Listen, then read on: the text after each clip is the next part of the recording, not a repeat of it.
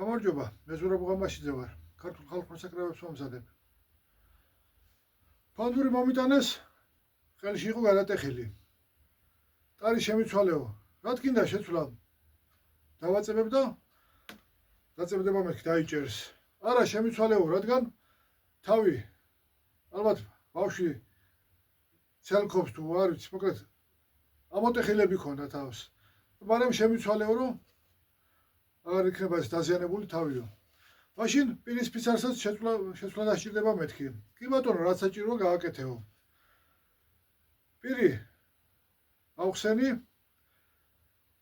ყელი მოუჭერი აქ შეერთების ადგილზე. ცოტა დავამოკლე, უფრო შორს მოდიოდა დაახლოებით 25 მმ-ით კიდე გრძელი იყო. დავამოკლე, რადგან ძალიან თხელი რჩებოდა აქ ერთი ადგილი. მუცლის ყუის მუცლის ნაწილი. უფრო სქელია უკვე აქ. რომ მოვარგე ყუნწი. მოდი, ხო. რომ მოვარგე მერე გამახსენდა. მოდი ყუნწის მორგებაზე გეტყვით. გავხაზე ყელი. გადავზომე. ერთ მხარეს ოდნავ მეტია. მე მგონი 2 მმ თუ 2 მმ-ით. ერთი მხარე უფრო განიერია, ვიდრე მეორე მხარე. ესეც გავითვალისწინე, ცოტა ყუნწი გვერდზე დავხაზე, გამოვჭერი, მოვარგე, თან უყურებდი რომ აქ შუა ხაზი, აქაც შუა ხაზი, წარმოსახვით შუა ხაზი. და ზუსტად რომ მომერგო გავლებული ხაზი აქ. შუაზე გავლებული ხაზი. ოდნავ მაინც გვერდზე მომივიდა, რადგან მოკლე არის მანძილი 40 მმ მახსოვს. 35 მმ-ია ეს ყუნწი. და რა თქმა უნდა აქ ცირედიც რომ მეტი აიღო მაგალითად ერთ მხარეს თავი უკვე ამ სიგრძეა და გვერდზე წავა, ხო? ასე მომივიდა. არ მახსოვს, მე მგონი 3 მმ-ით 2 თუ 3 მმ-ით გვერდზე წავიდა უკვე რო ჩავაწებე და მერე კიდე გავზომე.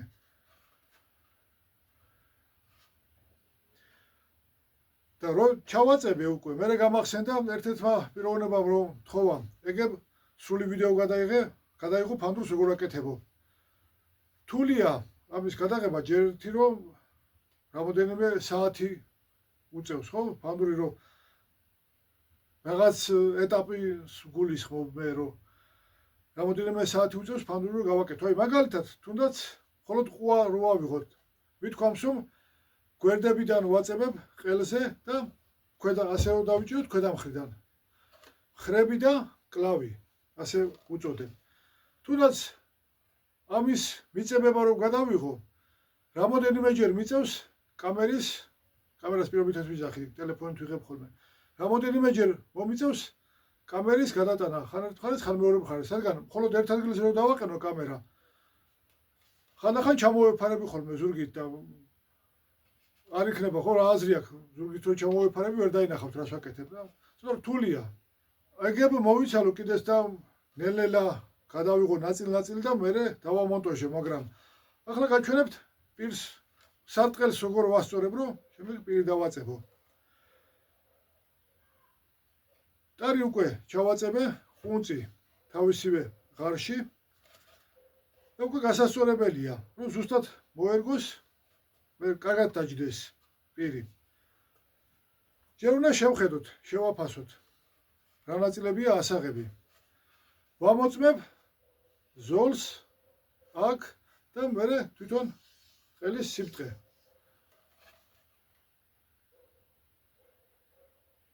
რა თქმა უნდა, ჩაწებებისას მოვარგე, მაგრამ გაჩვენებთ უბრალოდ რომ ბოლოს გაუსწორე ყელის ეს ზოლი. ანუ ერთ სიბრტყეზეა. მაგრამ მაინც რომ გაჩვენოთ, რას ვაკეთებ.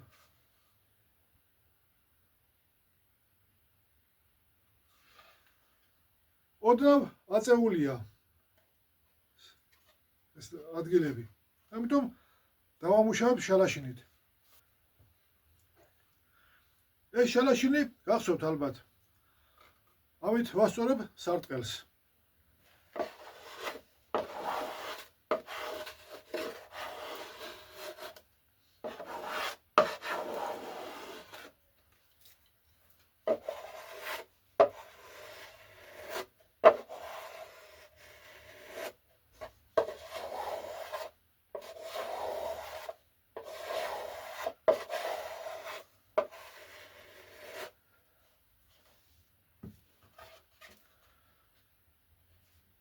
პირი რო ავაძრე. რა თქმა უნდა დავამუშავე, მაგრამ ეხლა უკვე უნდა მოვარგო.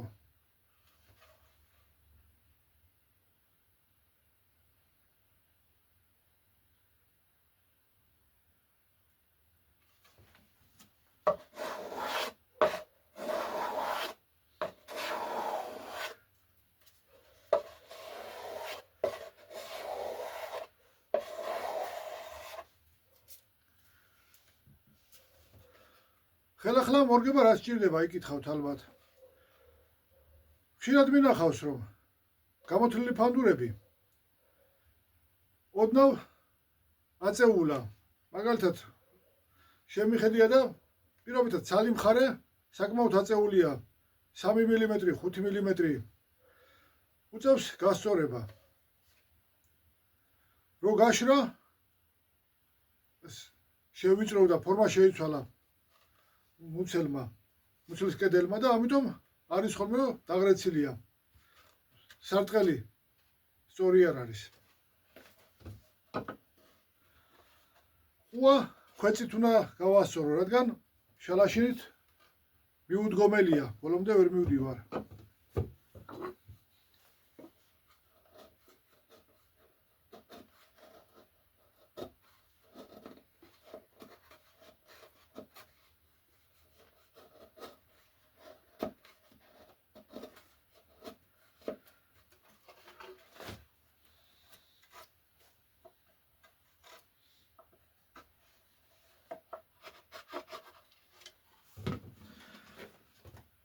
ეს ყუა კი აქ მთავრდება მუცლის ნაწილი, მაგრამ ოდნავ მეტი გადმოდის პირისპიცარი, ესე გავაკეთებ.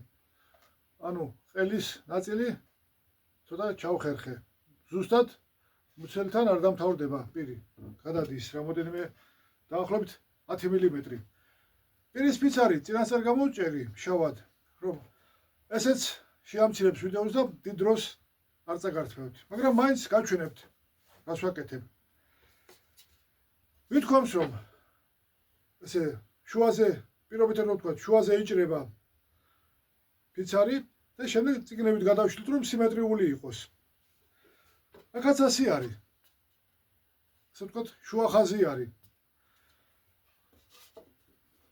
დავადებ ხოლმე რომ ზუსტად დაჯდეს ეს შუა ხაზი, ანუ უყურებ ყუასთან და ბოლოში.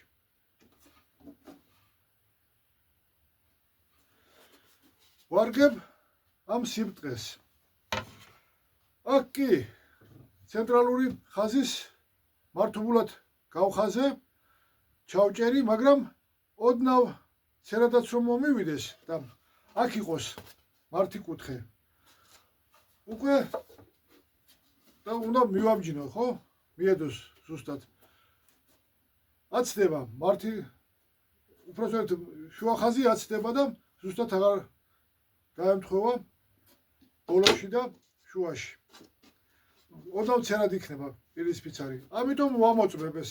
გავხედავ ხოლმე რომ სწორად იყოს. მერე შევხედე, გავასწორე, თითებით გავიჭირე ეს პირი, რო არ გაცურდეს. დავხედე სად არის ღრიჩო, რომელ მხარეს არის. შალაშინით ავიღებ იმ მხარეს და ისევ ვამოწმებ, რომ ზუსტად დაჯდეს. აქ ზუსტად იყოს, ღრიჩო არ იყოს და შუა ხაზსაც მიყვებოდეს ეს პირისპიცრის შუა ხაზი.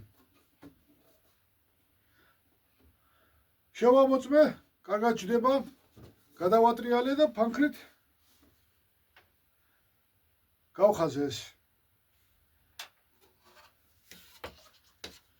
ესე თუ ჩანს ცოტა მეტი დაახლოებით 5 მმ-ით მეც ჩამოვჭრი ხოლმე. დავაწებებ და უკვე მერე ვარგებ ზუსტად. ახლა მოვარგოთ კარგად. ესე უფრო ადვილია მორგება. შემოწყვეტინეს გადაღება და გავაგრძელოთ. აქ რო შევხედავ სწორად არის შევამოწმე რომ რა თქმა უნდა აქაც ღრიჩო არ იყოს არც ერთ მხარეს არც მეორე მხარეს და დაწებებისას სიმეტრიულად იყოს.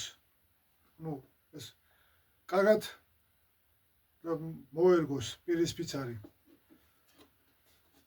შემდეგ ვამოწმებ რომ თელ სარტყელზე კარგად მოერგოს.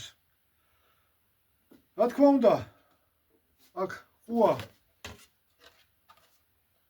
დიდია ხო ადგილი. აქ იდეალურად უნდა დაჯდეს. რა თქმა უნდა ყველგან მაგრამ განსაკუთრებით აქ უნდა მივაქციოთ ყურადღება ეს ვიწრო არის სარტყელის მუცლის კედლის ნაწილი და აქ უფრო მარტივია მორგება. ეს რთულია.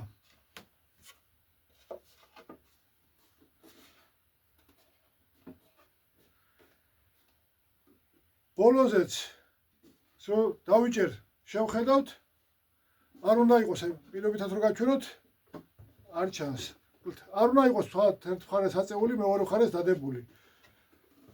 ამას თვალითაც ვამოწმებთ ხომ რომ თანაბარი იყოს ეს სიბრტყე ბოლო და ყელის ეს სიბრტყე ერთ სიბრტყეზე უნდა იყოს. დავადეთ და უნდა გავხედოთ. თავიდან მაინც იდეალურად მორგება რთულია მთელი სარტყელის და ამიტომ ჯობს ოდნავ ღრიჩო იყოს აქ ორივე მხარეს რომ დავდეთ შუქზე რო გავხედავთ შუქი უნდა გადიოდეს.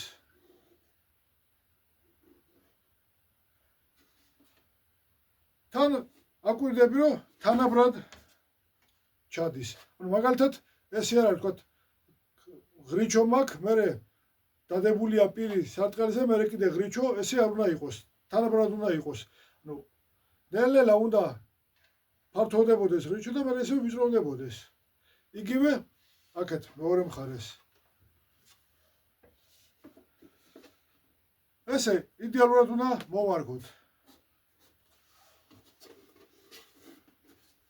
აქედან დავადებთ, შევხედავთ ყველა მხრიდან, შევამოწმებთ მაინც კარგად. კი, აქედან გავხედეთ, მაგრამ რატომ შევატრიალე? აქედან კი გავხედე, მაგრამ ეგებ მომატყუა. ამ მხარემ იქით ვეღარ დავინახე კარგად. ყველა მხრიდან უნდა შევატრიალოთ, შევამოწმოთ, რომ კარგად იყოს, თანაბრად იყოს მორგებული. მერე გვინდა თოკი.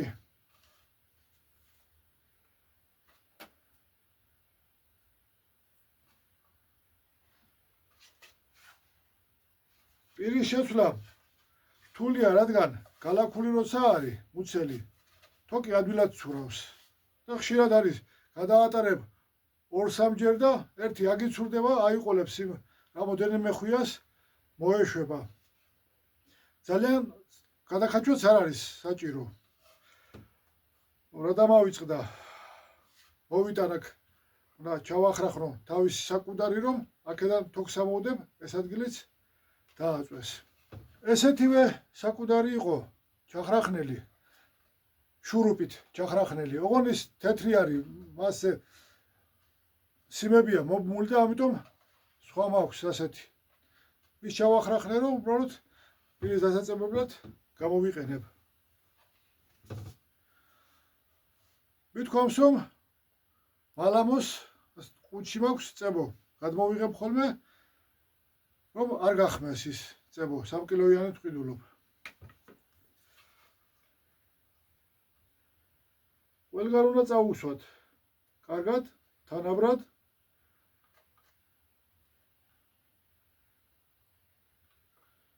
ესე წასმისას შიგნით გადავახოლმე ხანდახანწებო, თითით ამოვიღებ, რომ შიგნით არ ჩაიღვენთოს, ასე ვთქვათ.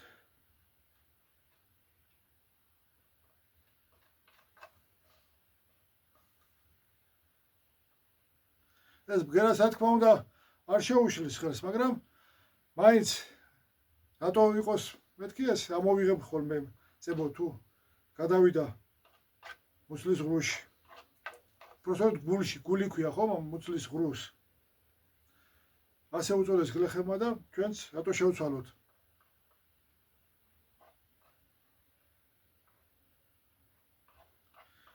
ტერმინებზე საუბრისას ვთქვი, რომ რა ტერმინებიც არის,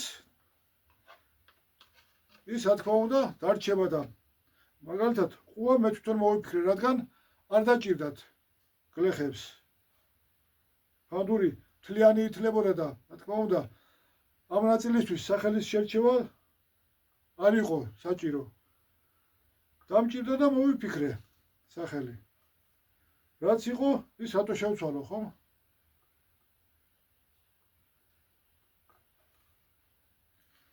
ისიც მithქვამს, რომ სხვადასხვა კუთხეში სხვადასხვა სახელი ქონდა საკრავის ერთ და იგივე ნაწილს. მაგალითად, პირის ფიცარი. ზოგი ფიცარს ამბობდა, ზოგი სხვა გული დაეკვრება, გული ამოიჭრება და სხვა გული დაეკვრება, ანუ გული იყო ის ფიცარიც, რაც წებდებოდა. და რა კი პირი აღმოსავლეთ საქართველოშიც არის ამ ხსენები და დასავლეთ საქართველოშიც ჯობს პირი დავტოვოთ მეთქი და ასე ვამბობ.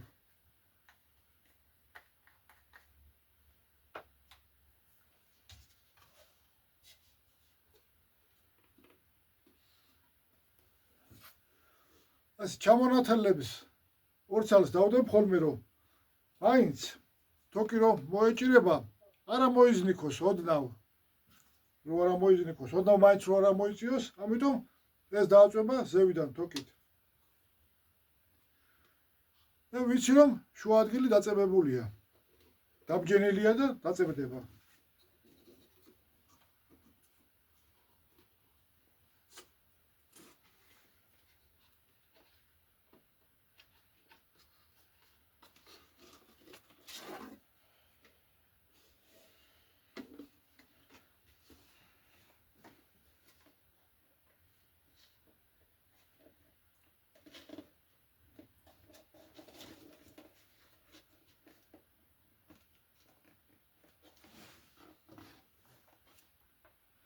წებო კი კარგია, ძლიერი წებოა, კარგად აწებებს, მაგრამ მაინც ვცდილობ რომ კარგად დააწვეს.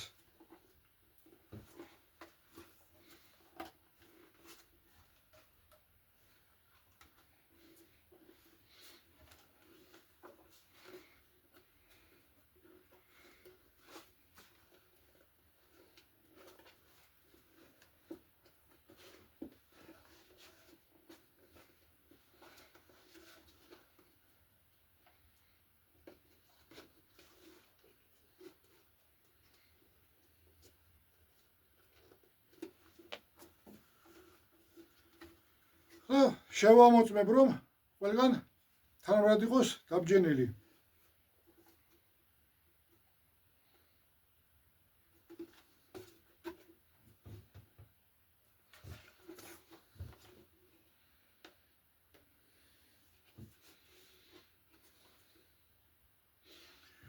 თუ ეჭვმეპარება, თითით ვაწვევი. ოდნავ თუ დაიწია, ესე იგი ბოლომდე არ არის დაბჯენილი და მე მეორე თოკით გადავქაჩავ ხოლმე. ბოლოები რაღაც არ მომწონს და ამიტომ სოლებით გავამაგრებ.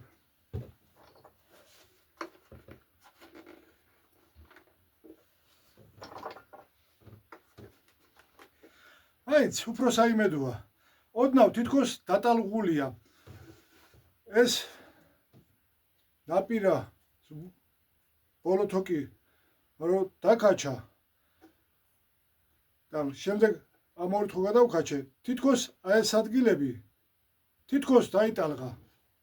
თვალში ეგრე მომხვდა. ამიტომ სოლი გაასწორებს და ტყლად დაწებდება.